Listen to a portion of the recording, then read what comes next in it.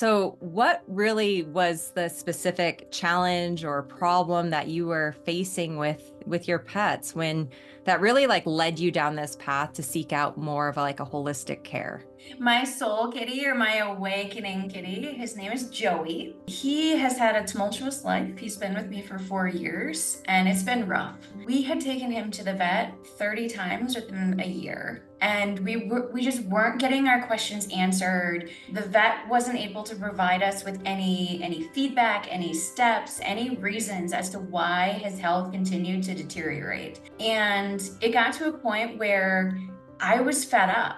I didn't want to wait for him to continue to get worse. I didn't want to wait for more symptoms to come up. And I had done everything that the conventional veterinarians had told me to do.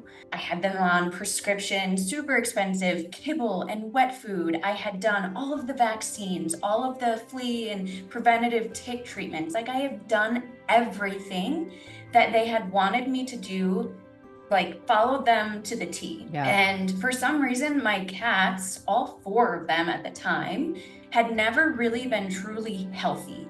There was always something, some chronic thing that was going on, whether it was urinary crystals, UTIs, or kidney issues. There was always something.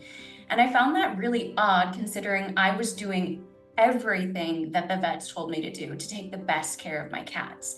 Joey was the catalyst for joining your community. He kept getting worse and worse. He was only 3 years old at the time, and they were staging him at stage 3 kidney disease. And they were like, let's just wait and see what happens. And I was like, no, I'm not going to wait anymore. Like, he's 3 years old and he's practically on his deathbed.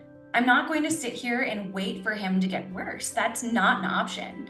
And so I reached out to my network and I reached out to the craziest, most passionate cat lady that I knew.